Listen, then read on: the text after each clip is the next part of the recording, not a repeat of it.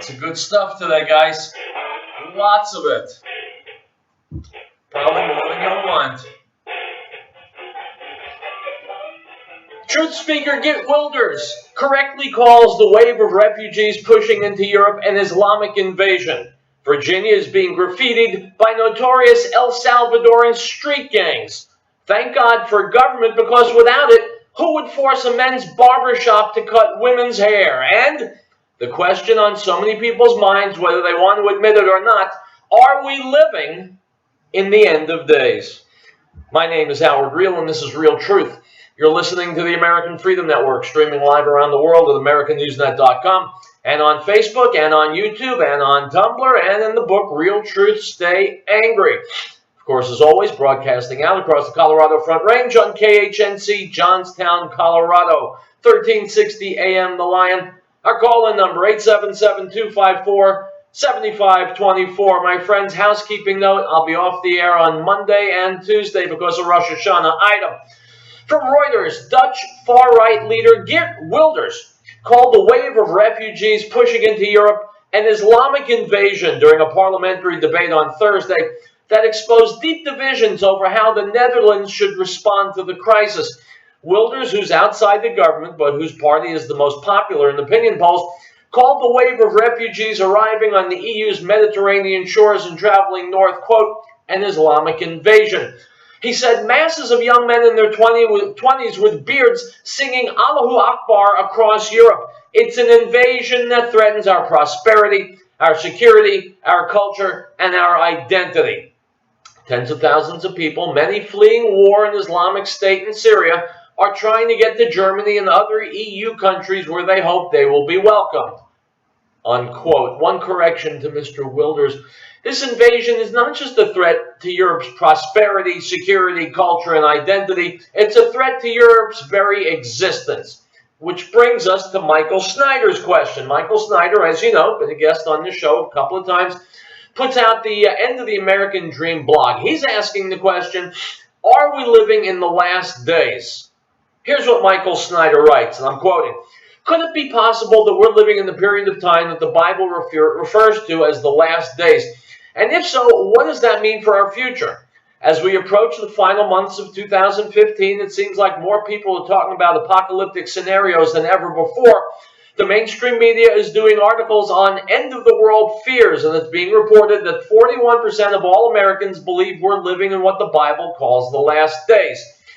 For those who believe, the signs are everywhere. Geopolitical instability, moral decay, steadily increasing numbers of natural disasters, and a global financial system that could fall apart at any moment. Others mock the idea that we could be living in the last days, and many of them point to the amazing technological progress humanity is making and the unprecedented prosperity that we've been enjoying in recent times. If things are actually, quote, getting better, they argue, then how could we possibly be living in the end times described in the Bible? And of course, atheists are convinced God doesn't exist at all and that all this apocalyptic talk is just a bunch of religious nonsense. So what's the truth?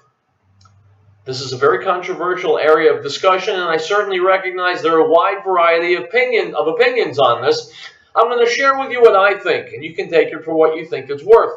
Personally, I always like to start with certain preconditions that had to have been met before the last days as described in the Bible could begin. In particular, the rebirth of the nation of Israel in 1948 was an extremely significant event. The events described in the book of Revelation and elsewhere, don't forget this is Michael Snyder reporting, he's a Christian, I am not, but I'm reading it the way he wrote it, and elsewhere in the Bible regarding the last days assume that the nation of Israel exists and that it controls the city of Jerusalem. Well, when the book of Revelation was written, the nation of Israel had already ceased to exist. In 70 AD, the Romans absolutely flattened the city of Jerusalem and dispersed the Jewish people. For almost 2,000 years, the land of Israel and the city of Jerusalem were controlled by foreign powers. That all changed in 1948. Never before in human history had a nation been wiped off the face of the map for nearly 2,000 years and had it come back into existence. But in 1948, it happened just like the Bible said it would. And then in 1967, the Jewish people recaptured the city of Jerusalem just like the Bible said they would. But that certainly doesn't mean that we're in the last days. Certainly so much of what now is coming to pass, and on my website I regularly write about the increase in natural disasters that have already been seen in recent years and about the great natural disasters that are coming. But in this article, I want to focus on the phrase, iniquity shall abound. Stop. My friends, I'm going to take Michael Snyder's premise, which I agree with, and I'm going to take it in a different direction. Look at the news every single day. Muslim immigrants pouring in a wave into various and sundry European nations. Now, just this morning, I was reading the book of Ezekiel, and yes, for those of you who've been wondering, that's what I do in my leisure time. I was reading the book of Ezekiel, and talks about the war of Gog and Magog. Well, according to the sages, that war involves Ishmael versus Edom. So who are Ishmael and Edom? According to the rabbis of centuries ago, Ishmael is the offspring of the biblical Ishmael, in other words, the Arabic people. Edom is the offspring of the Christian people. So the rabbis 2,000 years ago said that the apocalyptic war of Gog and Magog would be fought between the Muslims, the Arabic people, and the Christian world, Europe. And what do you see happening today? You see that clash of civilizations, the Christian world and the Islamic world, with the Jews a tiny little sliver, it's sandwiched where else, right in between. And this wave of Muslim immigrants into Christian Europe and the Muslimization of Europe are all the realization of that prophecy from 2,500 years ago that Ezekiel and other prophets discussed. It's happening before our eyes. And this wave of immigrants is the spark that lights the fuse. I don't normally like to wax apocalyptic, but my friends, you've got to be willfully deaf, dumb, and blind not to see that the ancient prophecies are indeed happening before our eyes. They're on the news. They're on the internet. So what are we going to do about them?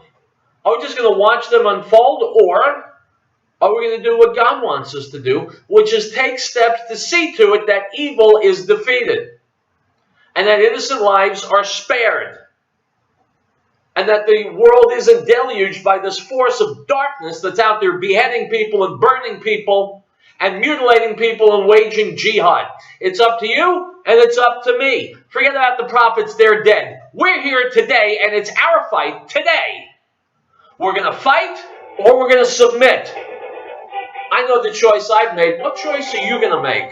That's the question. It's Thursday. This is Real Truth. My friends got a lot of good stuff for you. Don't go anywhere because you don't want to miss it. We'll be right back. It's nothing more than a shot in the dark. If you're taking supplements or following health programs without an accurate scientific evaluation of your health.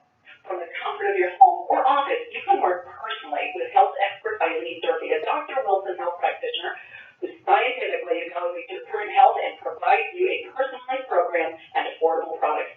Get real results, get nutritional balancing, and GoHealthyNext.com. Call 866-463-4533. That's 866-463-4533. Riell Power has been providing reliable electrical power systems in the Rocky Mountain area since 1992. Our systems rely on the sun to help make you self-reliant for your power needs. Solar energy can be scaled to fit any situation, from complete power independence to backup power for the short term. Our expertise focuses on standalone power, but we have extensive experience with utility interactive systems as well. Custom tailored capabilities as modest as emergency lighting all the way to commercial scale power. Riell Power is a full service company. We service everything we sell. We provide and design turnkey packages, custom design system, and parts for do-it-yourself. With more than 20 years of specialized experience at your disposal, let us know what your power concerns or goals are. Reach us by phone or the internet. Call 303-239-9963. That's 303-239-9963. Or go to GreatPlainsSolar.com.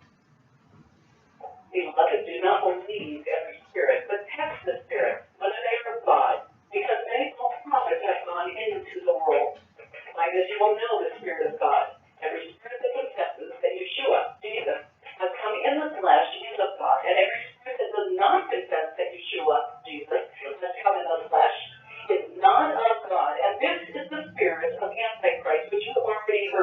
money and hit mellow rating in the world. First on, number one.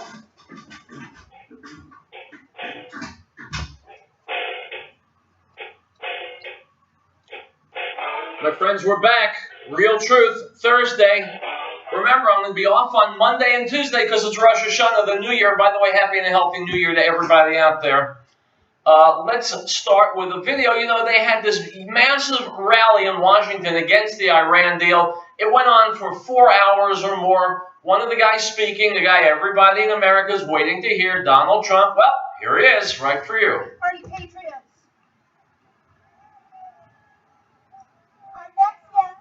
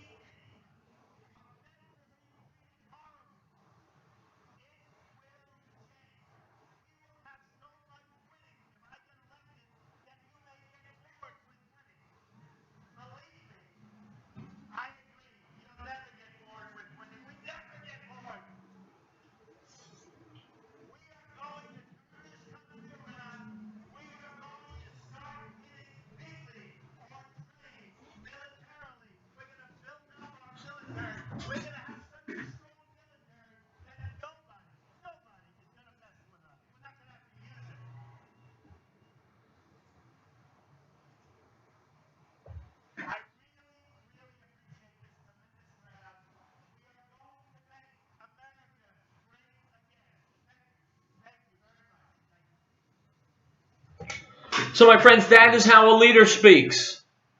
That's what a leader says. That's what a leader promises to do. And he's right. America has been losing and losing and losing and losing, let's be honest, for decades. It wasn't just Barack Obama, although he was the guy who is the anchor that we threw to a drowning man. Obama's been the worst president of our lifetimes, yes, but long before that, America has been off balance, on the defensive, apologizing when it needn't have, and that has to stop, otherwise we're finished. I see Ted Cruz, he's a really good man. I see Bobby Jindal, he's a really good man, although I think he's making a mistake in bad-mouthing Donald Trump. Carly Fiorina is a winner, but among them all, I don't hear them saying and promising what Donald Trump will do. He's got a long career, a long record of success. Look, this is not a political commercial for Donald Trump, but I'm here to tell you, he's the only one who's telling it like it is. And as a talk show host who tells it like it is, I can respect that. Let's back to the news item. From Gallup.com, Dateline, Princeton, New Jersey. 20% of U.S. registered voters say they will only vote for a candidate who shares their views on immigration, while another 60% say it will be one of many important considerations they take into account. Registered voters who are Republican, first or second generation immigrants or Hispanics are more likely than others to say sharing a candidate's position on immigration is a must in order to win their vote, unquote. My friends, very telling statistic. Either Republicans or first or second generation immigrants or Hispanics. Why is that? Well, the immigrants and the Hispanics have a vested interest. They want more Hispanics coming into America. So immigration is an issue that benefits them. Why are Republicans so interested in immigration? Because they know it is immigration and stopping the flow of illegal immigrants and a good number of legal immigrants benefits not them specifically, but America as a whole. So we got people who want to know what's in it for them. We got people who want to know what's in it for America. Which side of the equation do you want to belong to? Go look in the mirror and ask yourself that question, and then you're going to have to live with the answer. America has been brought to the brink of destruction by people who are only in it for themselves. That's the death of any country. Item from the Daily Caller. Multiple buildings and vehicles in Loudoun County, Virginia were vandalized with graffiti tags bearing the moniker of a notorious El Salvadoran street gang early Tuesday morning. According to WUSA 9, several vehicles on Gatwick Square and Winter Grove Drive were discovered with MS-13 spray painted on the exteriors. Additionally, walls, pillars, and two parked school buses at nearby Trailside Middle School were also found bearing the gang tags. M13 is known as one of the most violent gangs in the world and has been connected to a string of murders on both the east and west coasts. They are so feared in El Salvador, prison officials have allowed a detention center filled with 2,500 known members to essentially run itself.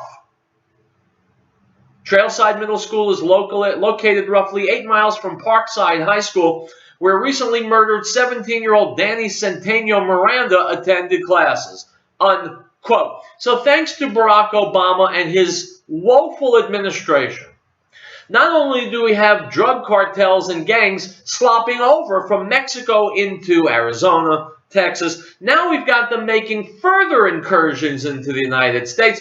Now they're defacing buildings in Virginia. Well, how the hell did they get into this country? Well, it's real easy. I know because I read Ann Coulter's new book, Adios America. It started with Ted Kennedy. He's the one who kicked the door open, and they have been flowing in ever since, thanks to both the Democrats and the Republicans. And I'm here to tell you it's got to stop or we're done. Got to stop or we're done.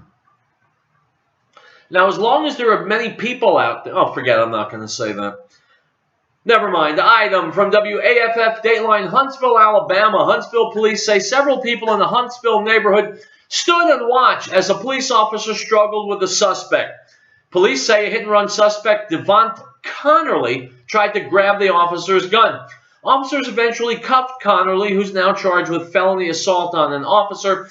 Police then asked bystanders why no one came to the officer's aid. Unquote. My friends, I can answer that question. I'm not making a value judgment. I'm not saying what they did was good or bad. I'm merely explaining. Because people don't like police officers anymore. It's just that simple. Why? Because people are afraid of police officers. Why? You tell me why. You look at the news every day and you listen to my show every day, and so you've heard the whole litany of police beating people, shooting people, batoning people, pepper spraying people, tasing people, intimidating people, threatening people who are doing nothing more than using their cell phones in the public street, closing down children's lemonade stands, and this is the inevitable result. Other inevitable results include police getting shot, which you're reading about just about every day now. It has to do with the breakdown in society. It has to do with the breakdown of the police departments across the country, too, who think it's open season on the American citizen. Well, guys, it ain't. Dial back the violence. And then you'll see fewer cops getting shot. That's my prediction. Item from the Weekly Standard. Deep in the transcript of the interview ABC's David Muir conducted with Hillary Clinton yesterday comes an indirect but very tough shot at the man she worked for and hopes to replace. In the course of answering a question about her mother, Clinton described her mother's difficult upbringing and praised her for her hard work. Her mother's experience, she said, and those struggling to get ahead today, inspired her presidential run. Quote, "I'm going to fight for all the people like my mother who need somebody in their corner," Clinton said, before adding, quote, "and they need a leader who cares about them again," unquote. The clear implication, America has not had such a leader in recent years, and it's hard to read that comment as anything but a shot at President Obama, who's occupied the White House for the past 6.5 years, unquote. My friends, two teachable moments here. Number one, there's no honor among thieves. And Hillary Clinton now is striking out at Barack Obama just like a drowning man will reach out and grab anything. Hillary Clinton is drowning politically, and now she's taking stabs at Barack Obama, who used to be her ally and her employer. That's number one. Number two, Hillary Clinton's mother raised a piece of snot. Now, I don't know if her mother's still alive, but if she were, I would say she deserved a really good slap.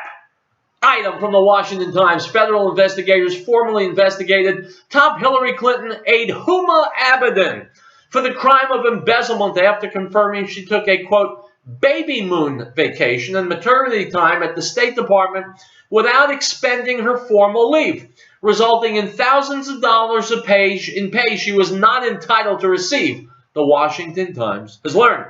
The probe also gathered evidence she filed timesheets charging the government for impermissible overtime and excessive hours after she converted from a full-time federal employee to a State Department contractor, unquote. So, my friends, the federal government is now probing Huma Abedin. I will bypass the obvious punchline. Item from Karen Tumulty at the Washington Post, who tweeted the following while attending a Hillary Clinton women's event. She tweeted the following, and I quote, "Not exactly a packed house for Hillary Clinton's women's event. In Clinton, voters see a long resume, but a short list of accomplishments," unquote. We will be back.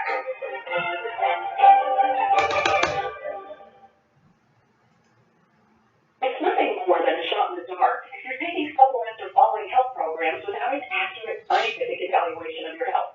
From the comfort of your home or office, you can work personally with health expert Eileen Durfee, a Dr. Wilson health practitioner who scientifically evaluates your current health and provides you a personal.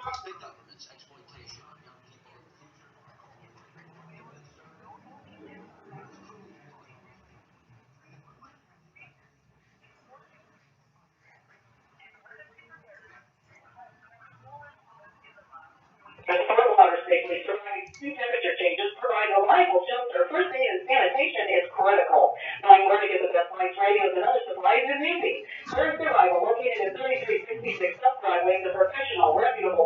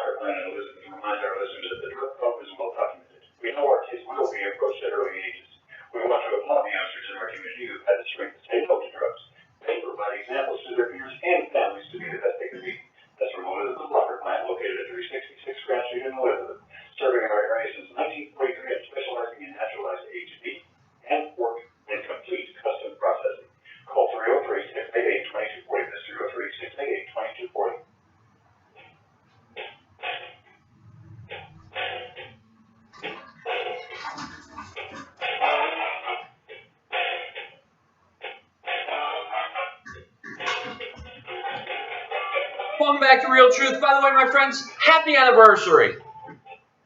What's that?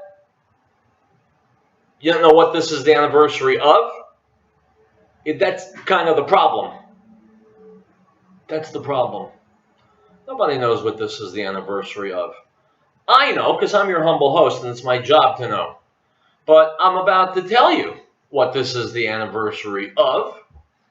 It was on September 10th, 2001, 14 years ago. Yes, the day before 9/11, that Donald Rumsfeld held a press conference. He'd only been defense secretary for 6 months. He'd gone through the Defense Department's books, and, well, I'll tell you what, I'll play you this CBS video that will explain to you exactly what happened on that day. Here we go.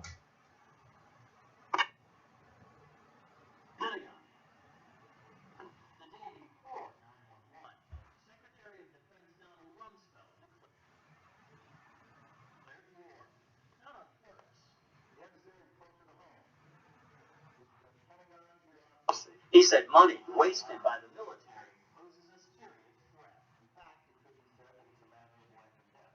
Rumsfeld promised change, but the next day, the world changed. And in the rush to fund the war on terrorism, the war on waste seemed to have been forgotten. I hope we budget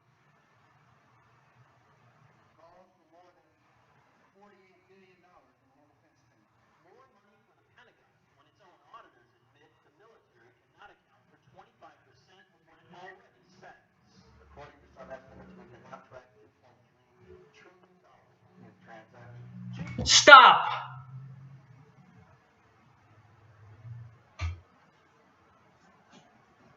People don't remember this. People don't think about it. People don't say, hey, whatever happened to that $2.3 trillion? And by the way, I've seen other estimates that place the number above $3 trillion.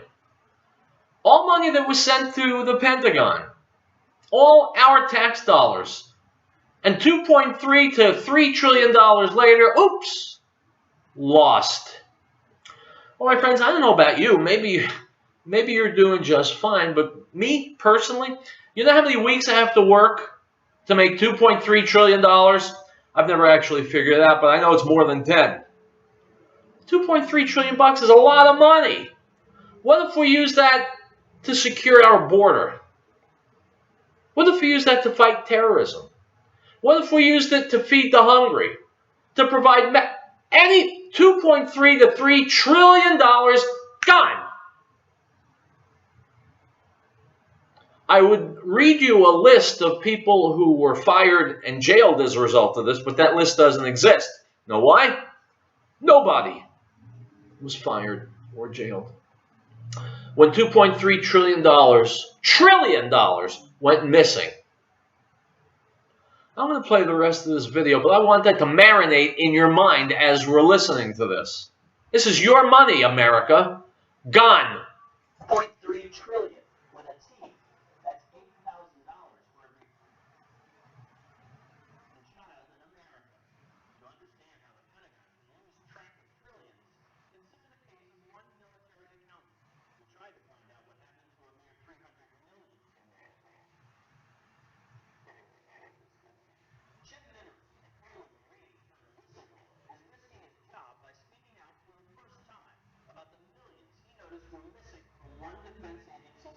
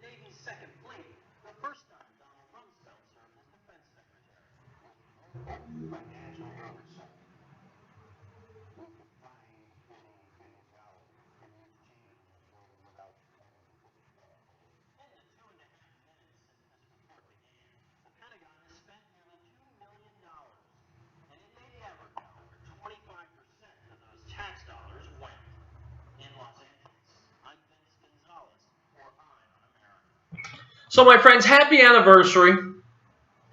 Celebrate the day. And by the way, this video I posted on my Facebook page, Real Truth Radio. Go there, watch it for yourself, share it with everybody, and say, hey, you know that jackass on the radio, Howard Riell, who's always saying stay angry? Watch this video. And then you'll begin to understand just a little bit why he says that. Guys, this is more than just $2.3 to $3 trillion. This is the future. This is the future for your children and mine and our grandchildren and our great-grandchildren and America going forward. It's the future that's being stolen, squandered, squirreled away, and no one's gone to jail. No one has gone to jail. Let it sink in. Yes, I'm allowing a little silence here so it'll sink in. 14 years ago, Donald Rumsfeld said what he said about this money missing, and I give him credit for saying it, for holding a press conference to say it. But there's been no follow-up. Where is the holy New York Times? Where's the Washington Post? This should be on their front page every day until that money is found and the people who purloined it punished. But the people who run the Times and the Post and the other major media outlets, they're too busy going to cocktail parties and rubbing elbows with the hoi polloi. Weekends at Martha's Vineyard and another dinner on the yacht. They don't really care because they haven't been impacted. Schleppers like me and you have been impacted. And don't think for a split second that this $2.3 to $3 trillion that went missing is the first time trillions of tax dollars have gone missing. So why are we beyond our eyeballs in debt? Why is our economy groaning? Yes, inept leadership. Yes, inept negotiations with other countries. Yes, overly intrusive government, but also thievery, theft, mismanagement, cover-up. It's all a witch's brew, a Pandora's box of evil. And so getting back to Michael Snyder's question, are these the end of days? Do you want to know why all these things are coming upon us? Do you really need to ask that question? Do I really need to answer that question more than I already have? Speaking on behalf of America, if you'll permit me, I want our $2.3 trillion back. I at least want to know where it went and who took it. And I want to see those people grilled and jailed. We'll take a break. Real truth, my friends, it marches on. Go nowhere.